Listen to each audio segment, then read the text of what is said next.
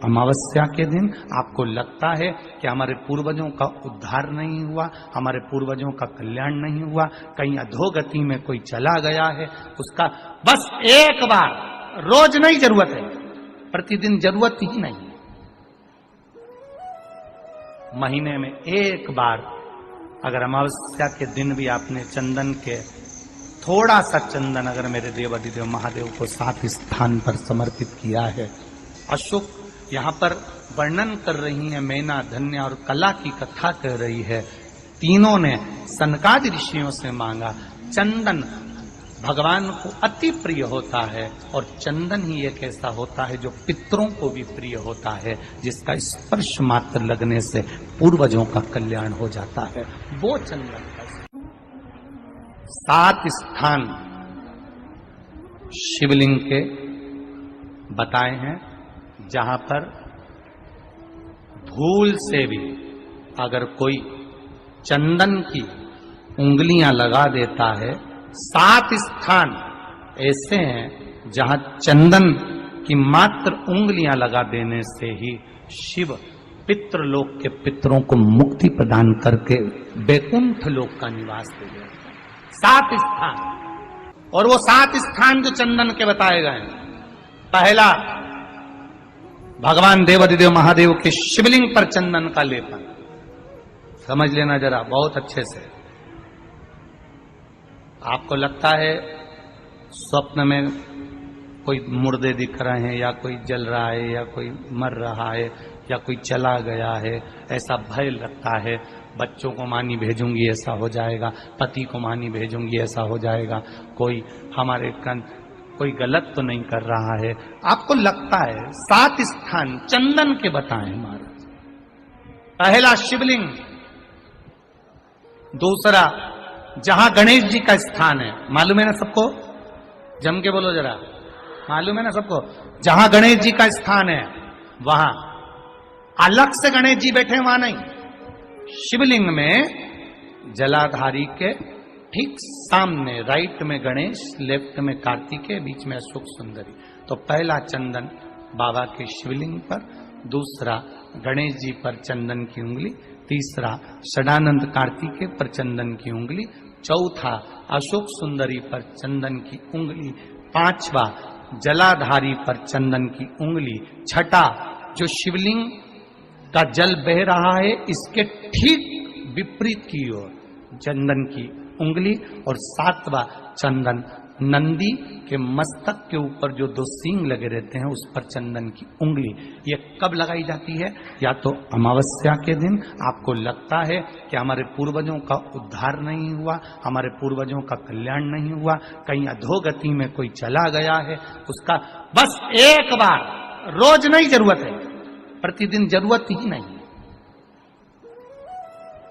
महीने में एक बार अगर अमावस्या के दिन भी आपने चंदन के थोड़ा सा चंदन अगर मेरे देव अधिदेव महादेव को 7 स्थान पर समर्पित किया है। अशोक यहाँ पर वर्णन कर रही है, मैना धन्य और कला की कथा कर रही है। तीनों ने सनकादि ऋषियों से मांगा। चंदन भगवान को अति प्रिय होता है और चंदन ही एक ऐसा होता है जो पितरों को भी प्रिय होता है, जिसका स्पर्श मात्र लगने से पूर्वजों का कल्याण हो जाता है। वो चंदन का। आपके घर में पितृदोष है, आपको ऐसा महसूस होता है, आपको लगता है, तो किसी भी नवरात्रि के पहले जो अमावस्या पड़ती है, मान लो अपन अमावस्या पड़ी, आप एक अंदाजा लगाइए, तो जिस दिन अमावस्या रहे उस दिन चावल की कटोरी में एक कपूर का टुकड़ा रख दीजिए महाराज, छोटा सा, और कपूर का टुकड़ा रखकर उस कपूर को दरवाजे के बाहर कटोरी में ही, चावल रखी हुई कटोरी में ही उसको पितरों का स्मरण कर कर जला दीजिए। और जलाने के बाद उस चावल को कहीं भी किसी भी वृक्ष की छांव में पक्षियों के लिए डाल दीजिए। शिव महापुराण की कथा कहती है, अगर मान लो पितृ आपको कष्ट दे रहे हैं, पितृ आपको तकलीफ दे रहे हैं, कोई काम नहीं होने दे रहे हैं, या कहीं आपको ऐसा लगता है कि पितरों का दोष है, तो वो पितृ दोष देवी, अब ये जो आप करेंगे ये कब कर रहे हैं? अमावस्या के दिन आप उसको रख रहे हैं। अमावस्या के दिन उसको रख कर रात भर आपने रखा कपूर के साथ में, सुबह एकम पड़ गई, नवरात्रि लग गई, उसी दिन उसको जलाकर आपने पटक दिया। अर्थात उससे देवी और पितृ इन दोनों का आशीर्वाद जो प्राप्त होता है, तो घर में से पितृदोष समाप्त होकर लक्ष्मी की वृद्धि प्रारंभ हो जाती है, कार्य में सिद्धता आ जाती है।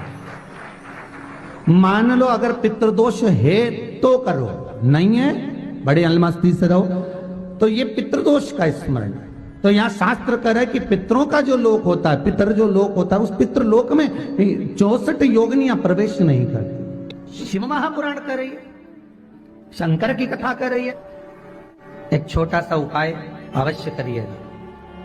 मान लो आपको लग रहा है कि आपके घर में पितृदोष है, आपको ऐसा महसूस होता है, अमावस्या पड़ती है, चावल की कटोरी में एक कपूर का टुकड़ा रख दीजिए, मान छोटा सा, और कपूर का टुकड़ा रखकर उस कपूर को दरवाजे के बाहर कटोरी में ही, चावल रखी हुई कटोरी में ही उसको पितरों का स्मरण कर कर जला दीजिए। और जलाने के बाद उस चावल को कहीं भी किसी भी वृक्ष की छांव में पक्षियों के लिए डाल दीजिए। शिव महापुराण की कथा कहती है, अगर मान लो पितृ आपको कष्ट दे रहे हैं, पितृ आपको तकलीफ दे रहे हैं, कोई काम नहीं होने दे रहे हैं, या कहीं आपको ऐसा लगता है कि पितरों का दोष है, तो वो पितृदोष देवी, अब ये जो आप करेंगे ये कब कर रहे हैं? अमावस्या के दिन आप उसको रख रहे हैं। अमावस्या के दिन उसको रखकर रात भर आपने रखा कपूर के साथ में, सुबह एकम पड़ गई, उसी दिन उसको जलाकर आपने पटक दिया।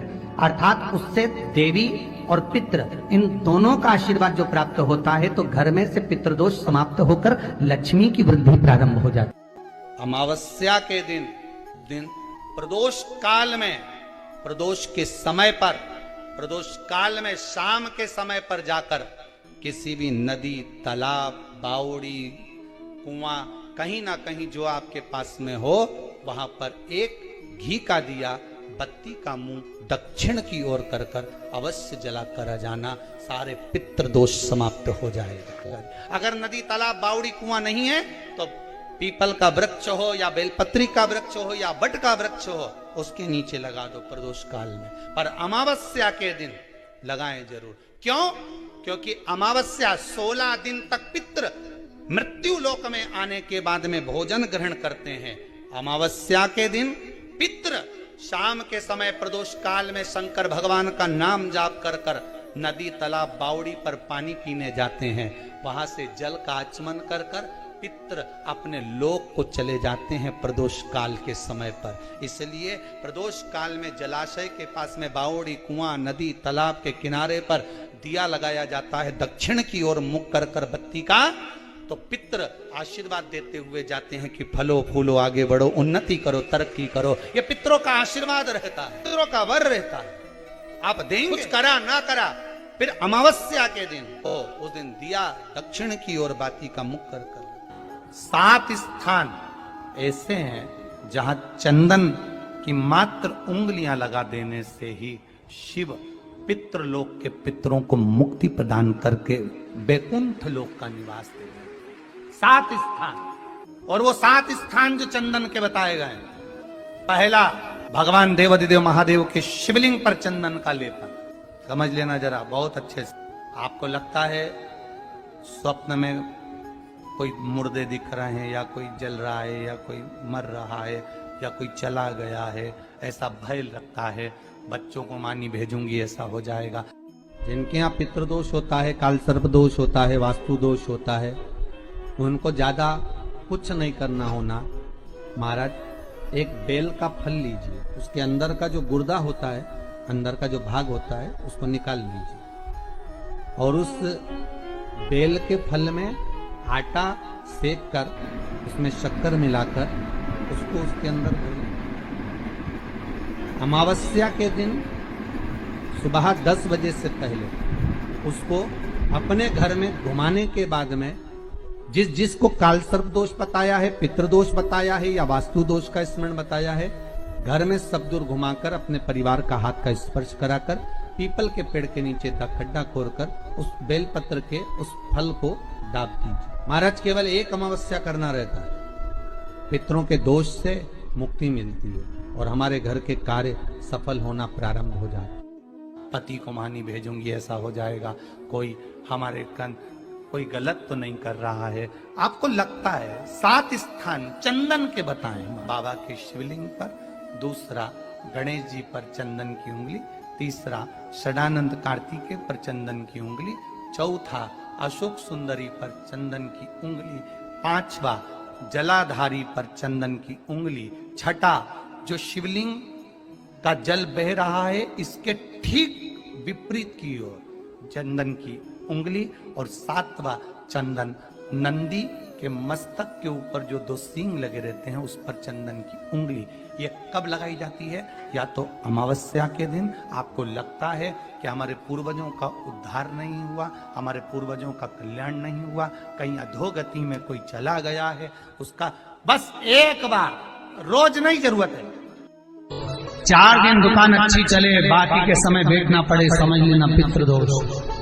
घर में बच्चे चिड़चिड़े हो जाए, गलत संगति में डूब जाए, समझ लो चिड़चिड़ हो रहे हैं, पितृदोष। घर के बच्चे माता पिता का आदर न करें, सम्मान न करें, तेज आवाज में बात करें, समझ लो पितृदोष। पितृदोष मालूम पड़े। और इतने से भी अगर आप नहीं समझ सकते, परिवार का कोई एक व्यक्ति जब जब भोजन करने बैठे तब तक उसकी थाली में बाल आए, भले वो होटल में खाए तो भी बाल आ जाए, वो कहीं खाना खा रहा है तो बाल आ जाए। 8-15 दिन में, 4 दिन में, 3 दिन में, 2 दिन में, 6 दिन में आपकी थाली के भोजन में अगर बाल निकल रहा है, केश निकल रहा है, समझ लेना कि पितृ आपसे कुछ मांग रहे हैं, पितृ आपसे कुछ चाहते हैं। महाराज एक बेल का फल लीजिए। क्या लेना है? बेल का फल, बेलपत्री का जो फल होता है उसको ले लो, उसके अंदर का जो गुर्दा होता है, अंदर का जो भाग होता है उसको निकाल लीजिए, और उस बेल के फल में आटा सेक कर उसमें शक्कर मिलाकर उसको के अंदर भर लीजिए। अमावस्या के दिन सुबह 10 बजे से पहले उस बेल फल में जिसमें तुमने पंजेरी भरी है, आटा सेक कर भरा है शक्कर के साथ में, उसको अपने घर में घुमाने के बाद में जिसको कालसर्प दोष बताया है, पितृदोष बताया है या वास्तु दोष का स्मरण बताया है, घर में सब दूर घुमाकर अपने परिवार का हाथ का स्पर्श कराकर पीपल के पेड़ के नीचे का खड्डा खोदकर उस बेलपत्र के उस फल को दाब दीजिए। महाराज केवल एक अमावस्या करना रहता है, पितरों के दोष से मुक्ति मिलती है और हमारे घर के कार्य सफल होना प्रारंभ हो जाते हैं। कार्य की सफलता होती है, कार्य में सफलता प्राप्त होने लगती है। हम तो कई बार कहते हैं महाराज जी, अगर ऐसा लगे किसी औषधि को आप ले रहे हैं, मालूम पड़े कि औषधि आपको लग नहीं रही है, शिव महापुराण की कथा करेंगे, मान लो औषधि आपको नहीं लग रही, आपने औषधि बहुत दिनों से ले रहे हो, कोई दवाई, मान लो आप किसी भी दवाई को ग्रहण कर रहे हैं और वो औषधि लगी नहीं रही है, वो शरीर को लगी नहीं पा रही और आप ठीक ही नहीं हो पा रहे, 15 दिन हो गए, 8 दिन हो गए, बताओ उतना की उतना ही फेटरिना है, उतना ही उतना अपना भरा हुआ, वही की वही लीवर, वही की वही किडनी, वही की वही स्मरण, सभी कुछ वही वही है, उतने की उतना ही। बीपी भी ऊंचा नीचा चल रहा है पर लेवल में नहीं आ रहा, शुगर भी लेवल में नहीं आ रही, तो प्रयास करा करो महाराज, बेलपत्री के फल का जो गुर्दा है, अंदर का जो भाग है फल का, उसको पानी में गला लीजिए और प्रदोष कम से कम प्रदोष नहीं हो और बीमारी जरा दवाई लगी नहीं रही हो तो बिना प्रदोष के भी कर सकते हो, उसको पानी में गलाइए, आधा घंटा पानी में, जैसे आपको सुबह मंदिर जाना है 10 बजे, तो सुबह स्नान कर कम से कम 6:30-7 बजे उसको पानी में गला दीजिए और उस बेले के फल का गुर्दा से गला हुआ पानी शिव जी को ले जाकर समर्पित कर दीजिए। महाराज उस पानी में से थोड़ा सा 1 चम्मच पानी शिव जी पे चढ़ा हुआ लेकर आ जाइए। उस पानी को जो बीमार व्यक्ति है उसको औषधि देने से पहले मात्र आधी चम्मच से भी आधा चम्मच उसको दे दीजिए। भगवान शंकर का श्री शिवाय नमस्तुभ्यम का जाप कर उस पानी को देने के बाद अगर आप औषधि देंगे तो ये पक्का है कि औषधि अपना कार्य करना प्रारंभ कर देगी और वो स्वस्थ होना प्रारंभ हो जाएगी, वो स्वस्थ हो। औषधि